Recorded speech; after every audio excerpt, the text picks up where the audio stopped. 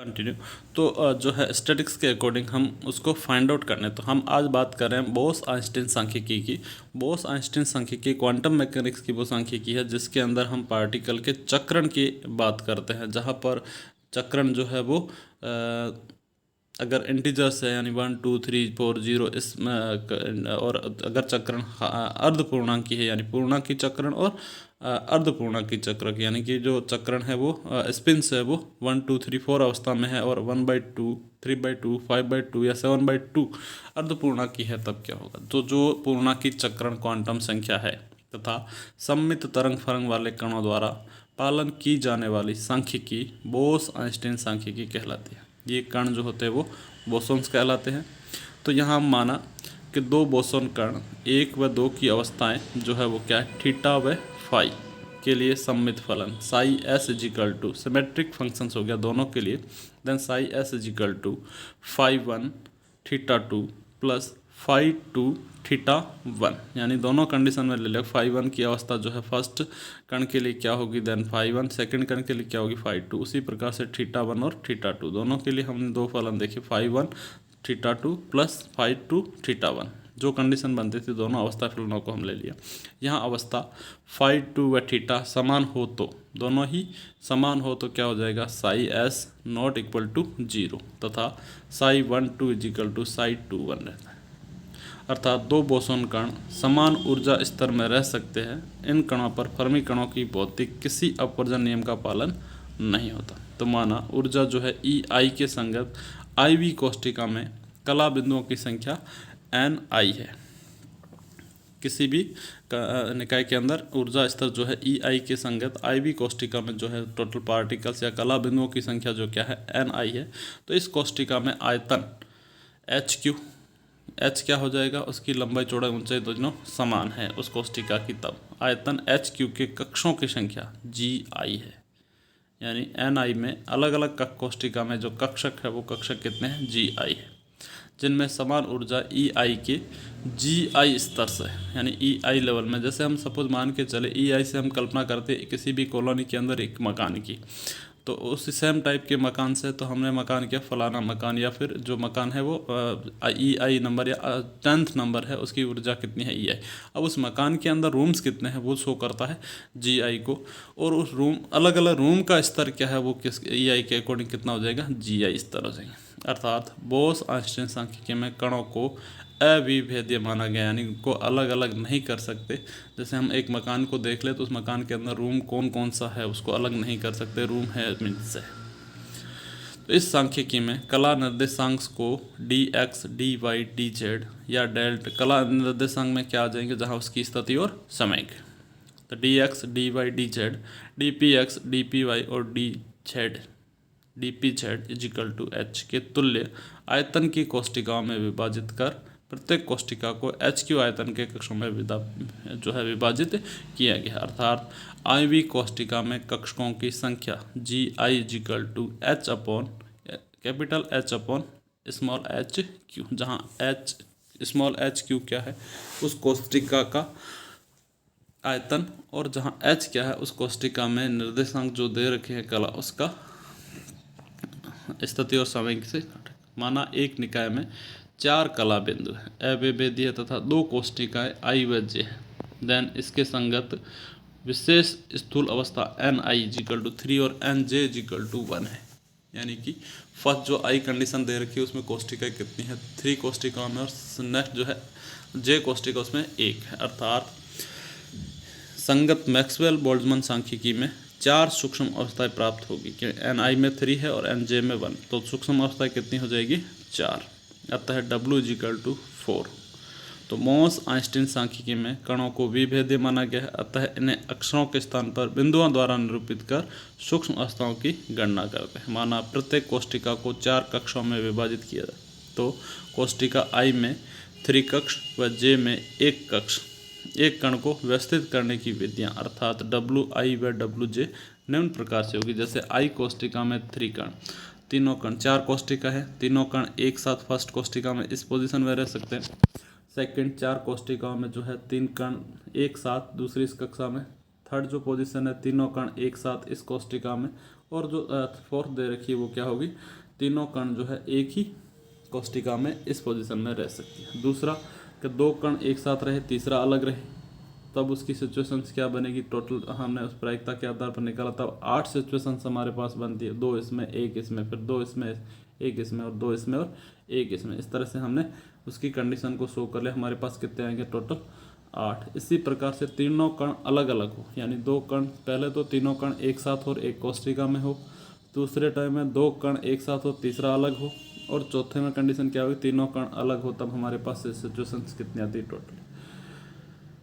ये कंडीशंस हमारे पास हमने अलग अलग इसको, अगर टोटल 4 कोष्टिका हमारे पास, और उनमें ई आई और ई जे के अकॉर्डिंग एन जे और एन आई और एन जे, यानी 3 कण और 1 कण जो है अलग अलग डिस्ट्रीब्यूट कैसे रहेंगे, हमने उनकी जितनी पॉसिबिलिटीज होती थी उन पॉसिबिलिटीज को शो किया। इसी प्रकार आई वी कोष्टिका में 3 कणों को व्यवस्थित करने की प्रायिकता या तरीकों की संख्या जो है उष्मा गति की प्रायिकता कहलाती है, जो कितनी है, WI=20 प्राप्त होती है। इसी प्रकार कोष्टिका जे में भी 4 कक्षक है, लेकिन कण एक है, उनको व्यवस्थित करने के तरीका जो है कितना है, 4 टाइप से। इस प्रकार जैवी कोष्टिका में एक कण को रखने के तरीकों की संख्या अर्थात उष्मा गति की प्रायिकता कितनी हो गई, WJ=4। अतः 4 अविभेद्य कण है तथा 2 कोष्टिकाओं के निकाय में स्थूल अवस्थाएं कितनी होगी, NI=3, NJ कितनी होगी, 1। तो इसके संगत दोनों को एक साथ मिक्स करें, तब इनके संगत उष्मा गति की प्रायिकता अर्थात उन जो डिस्ट्रीब्यूशंस है उनका रखने का तरीकों की संख्या कितनी हो जाएगी।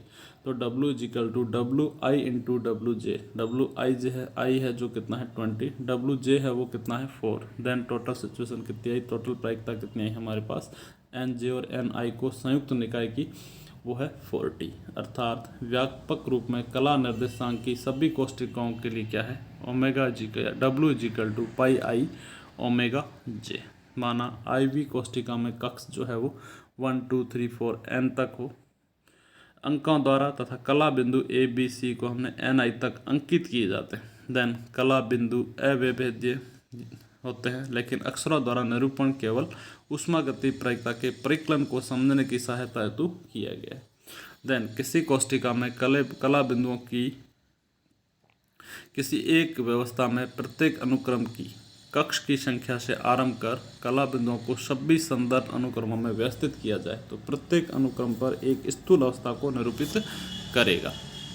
अतः GI विधियों से अनुक्रम आरंभ किए जा सकते हैं तथा प्रत्येक अनुक्रम में शेष अंक, कक्ष संख्या तथा अक्षर कला बिंदु जिनकी संख्या GI+NIG-1 होगी, अर्थात किसी भी क्रम में व्यवस्थित किया जा सकता है। यह संख्या कितनी होगी, GI+NI-1 फैक्टोरियल होगी।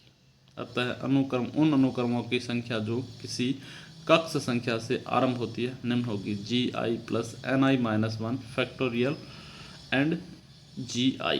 तो प्रत्येक कक्ष के लिए भिन्न भिन्न अनुक्रमों की संख्या GI फैक्टोरियल होगी तथा ये सभी एक ही स्थूल अवस्था को निरूपित करेंगे। इस कारण अनुक्रमों की कुल संख्या को GI फैक्टोरियल से भाग देना अनिवार्य होगा।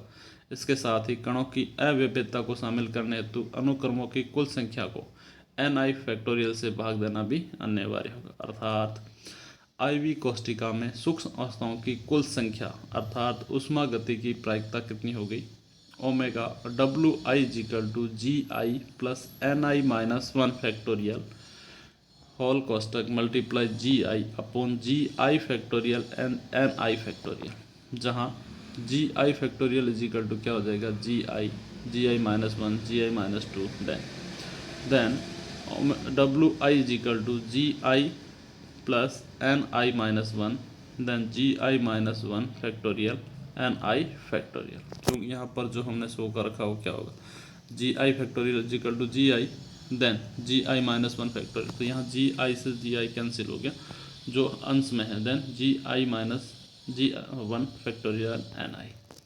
तो सभी कोष्टिकाओं को सम्मिलित करने पर सूक्ष्म अवस्थाओं की कुल संख्या कितनी होगी, जो समीकरण 1 से है, W=πI omega I then W=πI GI+NI-1 factorial upon GI-1 factorial NI factorial. तो स्थूल अवस्था अगर हम पहले की कंडीशन में देखें, जहां हमने एग्जांपल लेके शो किया था, स्थूल अवस्थाएं कितनी है, NI equal to 3 and NG equal to कितना था 1, अर्थात 4 कक्ष है। देन GI इक्वल टू कितना हो गया 4।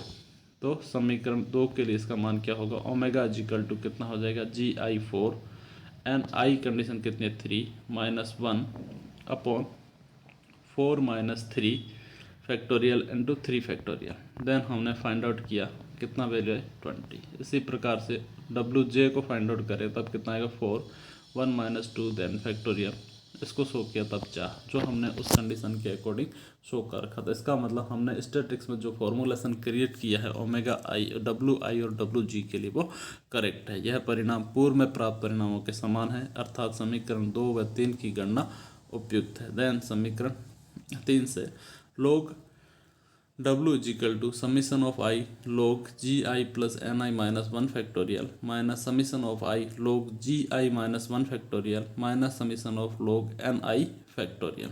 देन स्टर्लिंग सन्निकटन से log ओमेगा इक्वल टू क्या हो जाएगा GI plus NI factorial log GI plus NI minus 1 minus GI plus NI minus 1 minus GI minus 1 log GI minus 1 plus GI minus 1 minus NI log NI plus NI factorial. यहाँ पर हमने multiplication factor में था उसको Stirling से जो सन्निकटन है स्टर्लिंग जो अप्रोक्सीमेशन है उससे हमने इसको सोल्व किया। Then log W equal to summation of I GI NI minus 1 log GI plus NI minus 1 minus GI minus 1 log GI minus 1 NI log NI, जहाँ पर NI व GI के मान एक से बहुत अधिक होने के कारण GI माइनस 1 अप्रोक्सीमेटली GI में प्रयुक्त किया जा सकता है। Then summation of I GI NI log GI plus NI minus GI log GI minus NI log NI।